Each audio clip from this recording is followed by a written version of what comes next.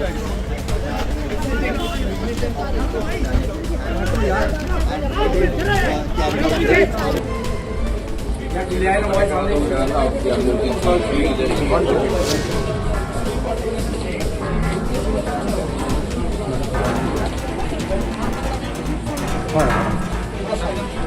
want to say something? Do you want to say something?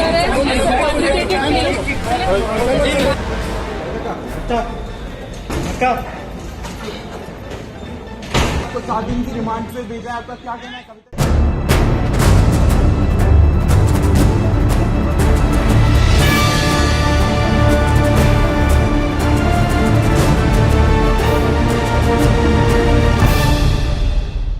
Delhi liquor కేసులో arrest అయిన కవితను ఈ రోజు ఈడీ అధికారులు కోర్టులో ప్రవేశపెట్టారు. కోర్టులో వాదనలు ముగిసిన అనంతరం కవితను 7 రోజుల కస్టడీకి ఇచ్చారు. మరోవైపు కవిత భర్త అనిల్తో పాటు కవిత వ్యక్తిగత సిబ్బంది కూడా నోటీసులు జారీ చేసిన కోర్టు ఈడీ సోమవారం నాడు తన ముందు హాజరు కావాలని ఆదేశాలు ఇచ్చారు. అసలు ఈ ప్రొసీజర్ ఏ విధంగా జరుగుతుంది, కవితతో పాటు కవిత భర్తను కూడా ఇందులో పిలవడం వెనక ఏ ఉద్దేశం ఏంటి, ఏ సెక్షన్ కింద పిలిచి ఉండొచ్చు, అంతేకాకుండా సిబిఐ సప్లిమెంట్ షార్ట్ షీట్ లో వేసింది దీనికి వర్తిస్తుందా, ఈ కస్టడీ పిటిషన్ ఏ విధంగా ఉంది అనే అంశాలు మనతో మాట్లాడడానికి రాజు రెడ్డి గారు అడ్వకేట్ స్కాట్లాండ్ నుంచి ప్రస్తుతం మనతో లైవ్ లో ఉన్నారు. అని అడిగి పూర్తి వివరాలు తెలుసుకుంది. సార్ నమస్తే అండి.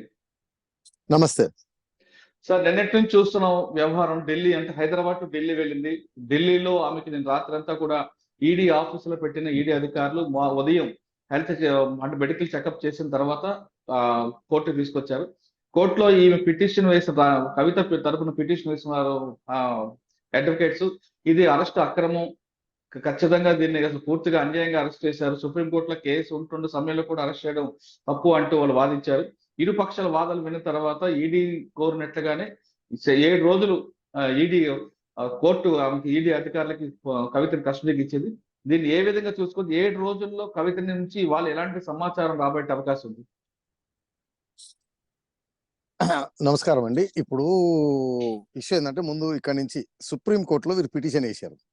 పిటిషన్ వేసి వన్ ఆఫ్ ద ఒక హియరింగ్ జరిగేటప్పుడు ఈడీకి సంబంధించిన అడ్వకేట్ ఎవరో 10 రోజుల పాటు మేము ఎటువంటి కోర్సివ్ స్టెప్స్ తీసుకోమని ఓవరాల్ గా చెప్పారు అనేది వారి వాదన. అయితే దీంట్లో అందరు మిస్ అయిందంటే, ఆ 10 రోజులు దాటేసి చాలా రోజులు అయింది.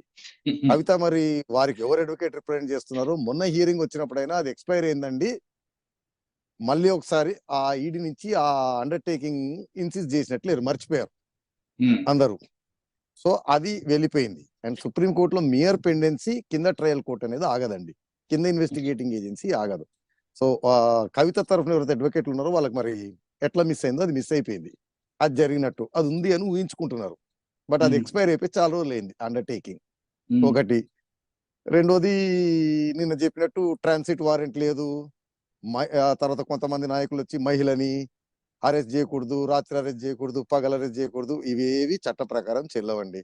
ఇన్వెస్టిగేటింగ్ ఆఫీసర్ మహిళ లేదు, మగలేదు. ఓన్లీ రిక్వైర్మెంట్ ఈజ్ ఆ female officer to be present. ఒక మహిళా ఆఫీసర్ సమక్షంలో జరగాలి. ఇప్పుడు తర్వాత 24 hours ఇవి కూడా అవన్నీ పోయినాయి. ఇప్పుడు కేవలం వాళ్ళ సుప్రీం కోర్టు ఒకటి, ఇది అన్యాయం అక్రమం అంటారు. అంటే టెక్నికల్ గా మాట్లాడుతున్నారు తప్పిస్తే నేరానికి మించి మాట్లాడట్లేదు. ఇప్పుడు మనం గత ఇంటర్వ్యూలో చెప్పాం, సెల్ ఫోన్లు ఇవ్వడం పొరపాటు చేశారని ఒక ఇంటర్వ్యూ మనం చేసాం. ఒకసారి మీరు కొంచెం వెనక్కి వెళ్ళగలరా, మీ మీద షాడో చెప్పండి. సో దాంట్లో ఇప్పుడు నేను చెప్పాను, మనకి ఇండియన్ ఎవిడెన్స్ యాక్ట్ లో 2 సెక్షన్లు ఉంటాయండి, ప్రిజంప్షన్స్ అని. ఆ సెక్షన్ల ప్రకారం ఏంటంటే, natural course of human events ని ప్రిజ్యూమ్ చేస్తుంది కోర్టు. అంటే నేను చెప్పాను కదండి, ఓ ఇంట్లో దొంగతనం జరుగుతుంది, దొంగ అని అరుస్తుంటే పోలీసులు వచ్చే టైంకి ఒకటి మూట పట్టుకొని దొరికాడు అనుకోండి, కోర్టు ప్రిజంప్షన్ తీసుకుంటది నువ్వే దొంగతనం చేసేవాళ్ళు, అతను ఎక్స్ప్లెయిన్ చేయాలి ఎందుకు రాలేదు అని. అలానే ఈ ఫోన్లు యూజువల్ కోర్స్ లో మనం ఎవరం ఫార్మాట్ చేయమండి.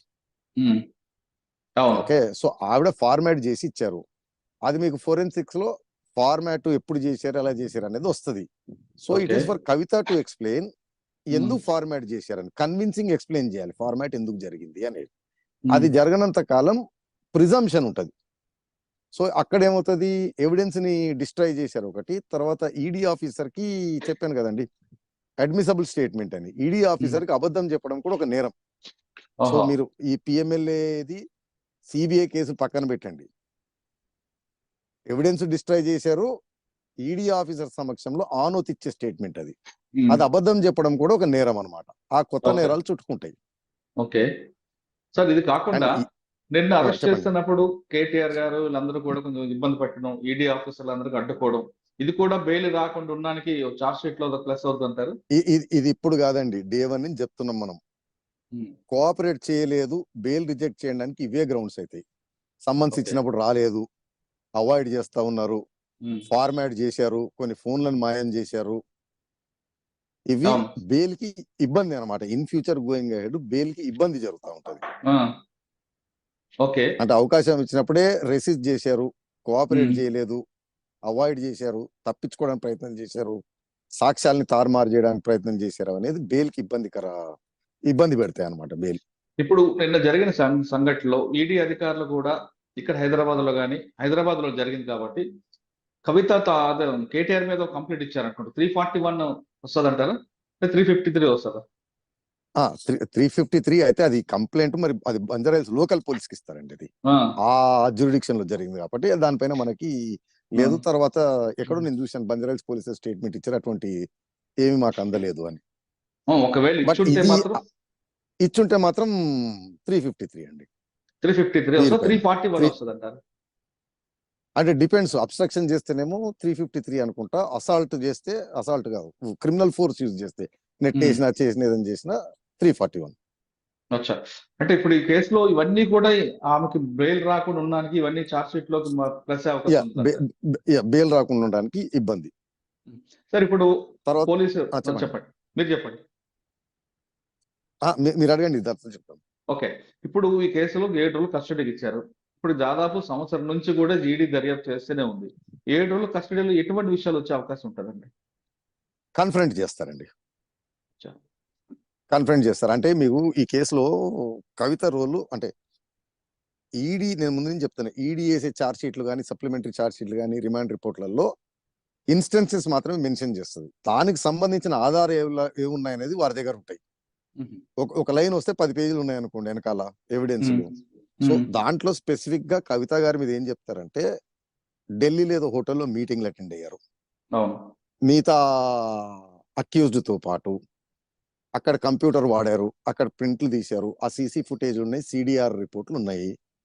తర్వాత అతను సమీర్ మహేంద్రు అనుకుంటా, అతను 1-2 సార్లు హైదరాబాద్ రావడం, కవిత గారి ఇంట్లో మీటింగ్ జరగడం అది చెప్పారు. తర్వాత కవిత గారు ఏదో ఫేస్ టైమ్ లో 1-2 సార్లు మాట్లాడారని. సో ఇవి పెట్టుకొని కన్ఫరెంట్ చేసి అడుగుతారు అనమాట, ఆ మీటింగ్ మీరెందుకున్నారు, మీరేం మాట్లాడారు అని. మళ్ళీ దీన్ని క్రాస్ రిఫరెన్స్ వారితోటి అట్లా చేసుకుంటా పోతారు అనమాట. అంటే ఈడీ కేసులు సాధారణంగా పేపర్ స్పీకింగ్ అంటారు, అంటే పేపరే మాట్లాడుతుంటారు. సో ఆ ఎవిడెన్స్ పెట్టుకొని కన్ఫరెంట్ చేస్తారు అనమాట. మీరు పలానా టైంలో అంటే ఇప్పుడు వేసిన, అంటే మొన్న ఈ రోజు వేసిన కస్టడీ అప్లికేషన్ లో కూడా అది ఉంది. ఆ ఒబ్రాయ్ ఎక్కడ ఢిల్లీలో హోటల్లో మీటింగ్ ఏం జరిగిందంటే, నేను ఉన్నాను వాస్తవం కానీ డిస్కషన్ అది జరగలేదు అని అన్నారని. దాన్ని మోర్ ఎలాబరేట్ గా క్వశ్చన్ చేస్తారు అనమాట. ఇప్పుడు సార్ ఒకవేళ 7 రోజులు కస్టడీలో కవిత గారు చెప్పిన విషయం సరిపోయింది అనుకోండి, ఒకవేళ ఆమె కోఆపరేట్ చేయకపోతే ఏం చేస్తారు? అంటే నాకు తెలియదు, ఐ ఫర్గెట్ అంటే ఇలా మాట్లాడుతుంటారు సాధారణంగా. అంటే సెక్షన్ 50 ప్రకారం అవి అనడానికి వీల్లేదు. మీరు చెప్పేది సిఆర్పిసి పోలీస్ ఇంటరాగేషన్ లో నాకు తెలీదు, నాకు గుర్తు లేదు అంటే చెల్లుబాటు అవుతుంది. బట్ ఈడీ ఆఫీసర్ సమక్షంలో సెక్షన్ 50లో మీరు నిజం మాత్రమే చెప్పాలి, తప్పించుకోవడానికి వీల్లేదు. నాకు గుర్తు లేదు అన్నారు అనుకోండి, నాకు తెలియదు అన్నారు అనుకోండి, ఆ రిలివెంట్ మెటీరియల్ కన్ఫరెంట్ చేస్తారు, మీ మెమరీని రిఫ్రెష్ చేస్తారు. సో అబద్ధం చెప్పడం సెపరేట్ అఫెన్స్ అనమాట. చెప్పకపోవడం కూడా సెపరేట్ అఫెన్స్. గుర్తు లేదు అన్నారు అనుకోండి, సెపరేట్ అఫెన్స్. గుర్తు లేదు అన్నప్పుడు అది తీసుకొచ్చి పెడతారు, దాని ఎక్స్ప్లెనేషన్ అడుగుతారు. అప్పుడు కూడా గుర్తు లేదు తెలియదు అన్నారు అనుకోండి, కోఆపరేట్ చేయట్లేదు ఒక అఫెన్స్, అబద్ధం చెప్తున్నారు ఇంకో అఫెన్స్. అవి సెపరేట్ అఫెన్స్లు అనమాట, ముడిపడతా ఉంటాయి. దీంట్లోనే ప్రిజంప్షన్స్ వస్తుంటాయి పిఎంఎల్ఏ యాక్ట్ లో. ఓకే, కొంచెం మీరు వెనక్కి వెళ్తే ఇది ఓకే సార్. ఇప్పుడు ఈ కేసులో 7 రోజులు కస్టడీ సరిపోలేదు అనుకోండి, కస్టడీ పొడిగించుకునే అవకాశం ఉంటుందా? అంటే అప్ టు 14 days వాళ్ళ రైట్ ఉంటుందండి. అచ్చా, అంటే ఇప్పుడు 7 రోజులు ఇచ్చారు కదా, 7 రోజులు ఇచ్చారు, అవ్వట్లేదు అనుకోండి ఎక్స్ట్రా అడుగుతారు. అదే డిస్క్రిషన్ ఆఫ్ ద కోర్ట్, అంటే వీరేం ఎక్స్ట్రాక్ట్ చేశారు, ఇంకేం మిగిలింది అని. సార్ ఇప్పుడు 7 రోజులు కవిత గారికి జైల్లో పెట్టి రోజు తీసుకొస్తారా, లేదు ఈడీ ఆఫీస్ లోనే పెట్టి కస్టడీ తీసుకుంటారా? లేదు, ఈడీ ఆఫీస్ లోనే కస్టడీ ముగిసే టైంకి. అంటే మళ్ళీ జై- సాధారణంగా ఇవన్నీ వర్కౌట్ అవుతాయండి. ప్రెసెన్స్ ఆఫ్ అడ్వకేట్, ఉహు. ఇంట్రాగేషన్ అంటే అడ్వకేట్ పక్కన ఉండడు, అచ్చా. బయట ఎక్కడ ఉంటాడు, వచ్చి చూసి అంత బాగుందా లేదని చూసిపోతుంటాడు ఒకసారి 2 సార్లు వచ్చి. కానీ ఆమెతో మాట్లాడి ఉండదు. ఆహా లేదు. అంటే ఈడీ ఆఫీస్ ఆ, సమక్షంలో ఉండదు. ఉండదండి. మాట్లాడడము, సైగలు చేయటము, అడ్వైస్ ఇవ్వటము, కనుసైగలు చేయటము, దగ్గటము, ఉమ్. మూలగటము అవి నాట్ అలౌడ్. ఉహు. సరే 7 రోజులు కస్టడీ అయిన అండ్ తర్వాత, everything will be recorded. Okay, 7 days custody ముగిసిన తర్వాత జైలు పంపించవచ్చు. కానీ సిబిఐ కూడా అప్పుడు అదే టైంలో కస్టడీ తీసుకుంటుందా, అరెస్ట్ చూపిస్తుందా, లేదా తన టైం? సిబిఐ ఎప్పుడైనా చేయొచ్చు. ఓకే, అంటే దేర్ నో ఇమీడియట్ టైం చేయాలని రూల్ లిమిటేషన్. లేదు. ఓ. లేదు. ఉహు. సరే ఇప్పుడు అంటే ఇందులో చాలా ఆవిడ, సార్లు చెప్పండి. అంటే ఇక్కడ బెయిల్ వచ్చే అవకాశం ఉంది అనుకున్నారు అనుకోండి, ఆ, ఇబ్బంది పెట్టడానికి, అప్పుడు వేసి తీసుకోవచ్చు అట్లా. అచ్చా, ఇక్కడ బెయిల్ రాదు అనుకున్నప్పుడు ఆవిడ వాళ్ళ ఇష్టం ఎప్పుడైనా. సో సిబిఐ డిస్క్రిషన్ అది. ఓకే. సార్ ఇప్పుడు ఈ కేసులో కవిత భర్తకి ఎందుకంటే నోటీస్ ఇచ్చారు? భర్తతో పాటు వాళ్ళ స్టాఫ్ కూడా. అంటే నేను చెప్తాను, కాలం కలిసి రావడం పోయిన తర్వాత అన్ని ఒకటేసారి పడతాయని. ఈడీ చట్టంలో కొన్ని సెక్షన్లు ఉంటాయండి, డిస్క్లోజర్ చట్టాలని. ఈడీ వారి ఇన్వెస్టిగేషన్ లో రివీల్ అవుతుంటే వేరే, అంటే బేసిక్ ఎగ్జాంపుల్ చెప్పాలంటే ఒక ఇంట్లో దొంగతనం జరిగిందని పోలీస్ ఇన్వెస్టిగేషన్కి వచ్చారండి. ఉమ్. ఆ బీరువాలు ఎత్తుకుతుంటే డ్రగ్స్ దొరికాయి అనుకోండి, అది నార్కాటిక్ బ్యూరోకి పంపిస్తారు. సో వీరి ఇన్వెస్టిగేషన్ లో మీకు బుచ్చిబాబు గారి వీళ్ళ రిమాండ్ రిపోర్ట్లలో చూస్తే, అంటే వారి ఫైల్ చేసిన చార్జ్ షీట్లలో చూస్తే, ఏదో డబ్బులు ఫీనిక్స్ కంపెనీకి సంబంధించి, ఇంకోటి ఆర్ఆర్ కంపెనీకి సంబంధించి అని వచ్చినాయి. ఉమ్. బుచ్చిబాబు చెప్పాడు, ఎన్గ్రోత్ క్యాపిటల్ అనే కంపెనీ, కవిత భర్త గారు కూడా దాంట్లో పార్ట్నరు, తక్కువ గున్నామని. సో అవును. అవన్నీ కూడా వస్తూ ఉంటాయి అనమాట. దీంట్లో స్పెసిఫిక్ గానేమో కవిత గారి అసోసియేట్లు, కవిత గారి భర్త ఫోన్లు సీజ్ చేసుకోవడం అనేది ఈ నేరానికి సంబంధించినవి ఉన్నాయా లేదా అని. అంటే సాధారణంగా మన దగ్గర అధికారంలో పదవులు ఉన్న వాళ్ళు ఏంటంటే వాళ్ళ ఫోన్లు వాడరు, అవును. చుట్టుపక్కల ఉన్న ఫోన్లకి మెసేజ్లు కానీ, డేటా కానీ, డాక్యుమెంట్లు కానీ వస్తుంటాయి. అవి ఒకటి తీసుకుంటారు. రెండోది ఆవిడ చెప్పేది ఏంటిదంటే, నా ఫోన్లు నా దగ్గర ఉండవు, నా అసిస్టెంట్లు వాడతారు అని చెప్తుంది. అవును. సో వారిని కూర్చోబెట్టి వారి నుంచి స్టేట్మెంట్ తీసుకుంటారు, ఇది మేడం గారి ఇన్స్ట్రక్షన్స్ మీదనే మేము వాడుతున్నాము, ఉహు. ఆవిడ చేయమన్నట్టే చేసామని అవి తీసుకుంటారు. ఓకే. సో ఏదైతే మా అసోసియేట్స్ అని, లేదా ఈ ఫోన్లలో కూడా ఇంకేదైనా డేటా ఉందా అని చెప్పి ఎక్స్ట్రాక్ట్ చేస్తారు అనమాట. సార్ ఒకవేళ చేసిన ఈడీ, తర్వాత వాటిలలో ఏదైనా వచ్చినాయి అనుకోండి, సపోజ్ ఇన్కమ్ ట్యాక్స్ సంబంధించినవి, ఓకే, బేనామీకి సంబంధించినవి, దానికి సంబంధించి అవి ఆ ఏజెన్సీలకు పంపించేస్తుంటారు అనమాట, కోఆర్డినేటెడ్ గా. ఓకే. సార్ ఈ కేసులో కవిత భర్త కానీ లేదా మిగతా అసిస్టెంట్స్ కానీ కోఆపరేట్ చేయలేదన్నప్పుడు అలా ఏ విధంగా ఉంటుంది పరిణామాలు? బండగా చెప్పాలంటే అండి, ఇప్పుడు అధికారం లేదు వారి దగ్గర, ఓకే, కాబట్టి ఎగిరి ఎగిరి కోఆపరేట్ చేస్తారు, పెద్ద ఇష్యూ ఉండదు. కోఆపరేట్ చేయకపోతే వాళ్ళు ఇరుక్కుంటుంటారు, అది వారికి తెలుసు, వారంతా చిన్న స్మాల్ ఫ్రై. అంటే ఇంకా బేసిక్ గా బండగా చెప్పాలంటే, పోలీస్ వారి టాక్టిక్స్ ఏంటంటే, భార్యాభర్తలు ఇరికారనుకోండి, వాళ్ళు ఏం చేస్తారంటే, భర్తనో భార్యనో మీరు కోఆపరేట్ చేయండి, మిమ్మల్ని బయట పెడతాం, సో దట్ సంసారం నడుస్తుంది బయట. ఇప్పుడు ఇంట్లో ఇద్దరు యాక్టివ్ ఉన్న వాళ్ళు లోపల ఉన్నారనుకోండి, బయట వాళ్ళకి బెయిల్ వేసేవాళ్ళు ఎవరు, చూసేవాళ్ళు ఎవరు ఉంటారు. సో ఆ టాక్టిక్స్ వాడతారు అనమాట. మంచి వచ్చాడు, నీ భార్య లోపల ఉంది, నువ్వు కాస్త కోఆపరేట్ చేయి, నువ్వు బయట ఉంటే ఏదన్నా బెయిల్ వేసుకోవచ్చు, సంసారం నడిపించడం, వ్యాపారం నడిపించుకోవడం చేసుకోవచ్చు. ఇద్దరు లోపల ఉంటే ఇబ్బంది పడతారు అని ఒక ఎమోషనల్ ఇంట్రాగేషన్. సో అది కూడా వాడతారండి. సార్ ఫైనల్ గా చెప్పండి, కవిత గారికి ఢిల్లీ నుంచి ఎప్పుడు వచ్చే అవకాశం ఉంటుంది హైదరాబాద్? అంటే లీగల్ గా చూస్తేనేమో పిఎంఎల్ఏలో బెయిల్ రావండి, మనీష్ సిసోడియా ఇతను, లేదా కవిత గారు కూడా అప్రూవర్ టర్న్ అయ్యి అరవింద్ కేజ్రీవాల్ మీద అన్ని చెప్తాను అంటే ఏదైనా, అంటే ఇప్పుడు మీరు గమనించండి, ముందు అప్రూవర్ అయిన వాళ్ళు లోపల లేరు, లేదా బెయిల్ వచ్చినాయి. అప్రూవర్ కాని వాళ్ళు, కోఆపరేట్ చేయని వాళ్ళు ఇంకా లోపల ఉన్నారు.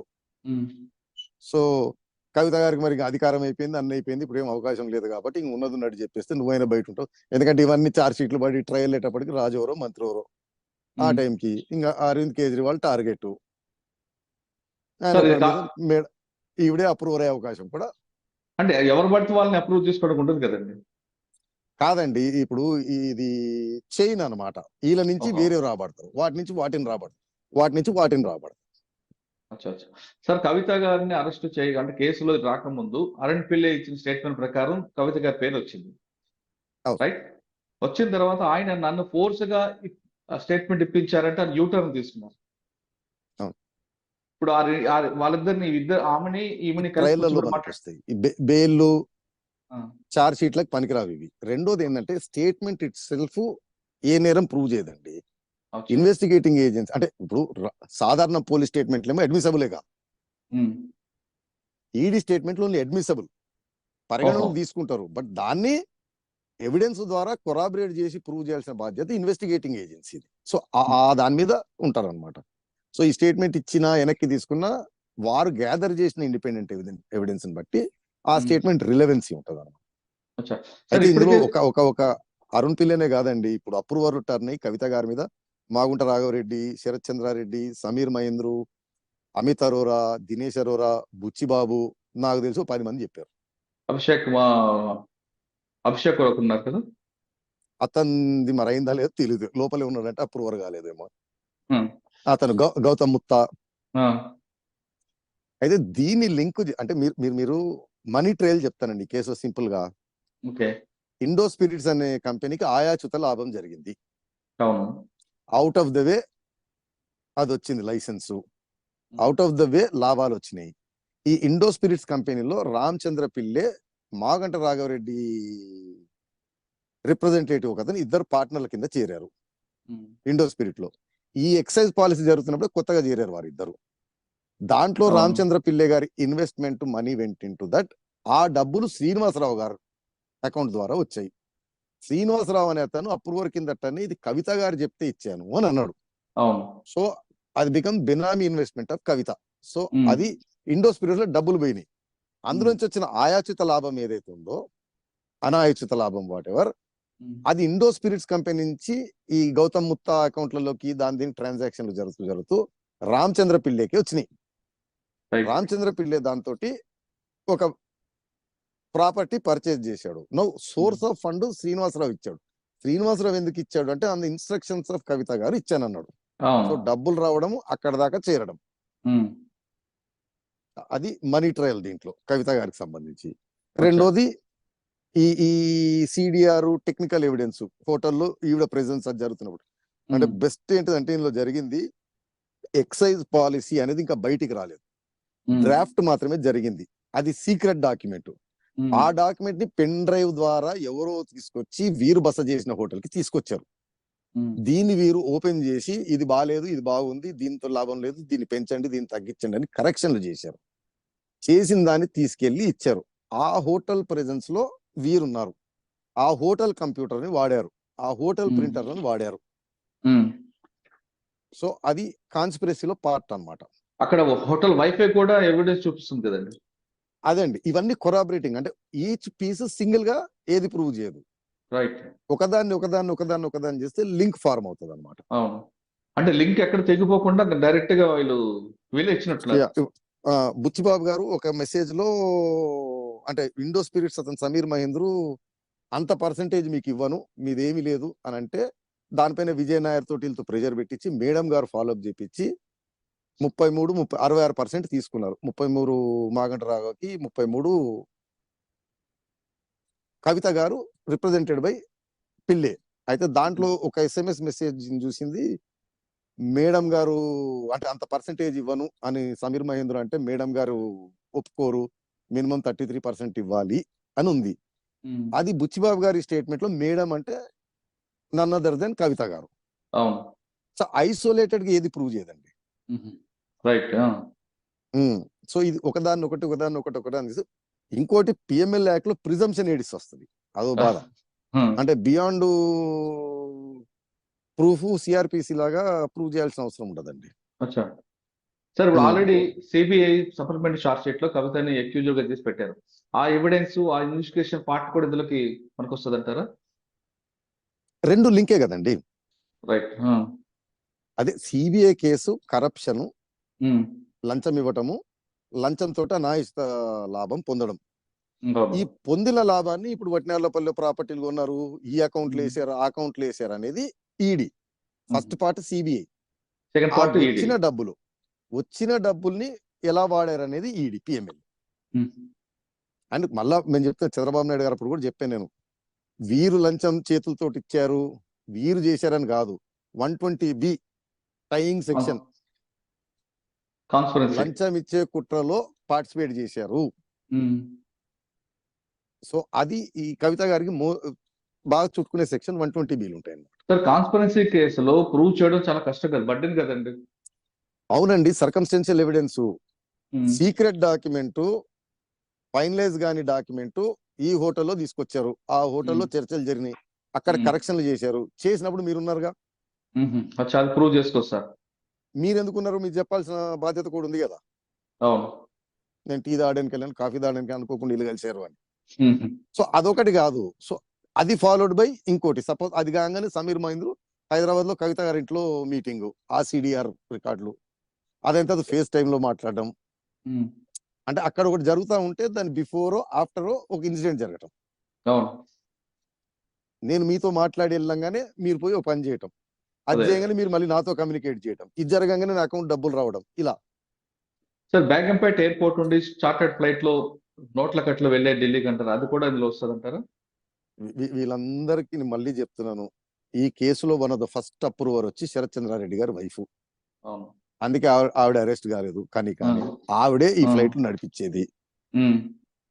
సో నాకు తెలిసి, correct me if I'm wrong, నా ఊహా అజంప్షన్ ఏంటంటే అసలు ఇది మొదలు కాగానే ఆవిడ పిలిపించుకోవడమో, ఆవిడంతటా ఆవిడ వెళ్ళడమో, డీటెయిల్స్ అన్ని ఇచ్చుంటారు.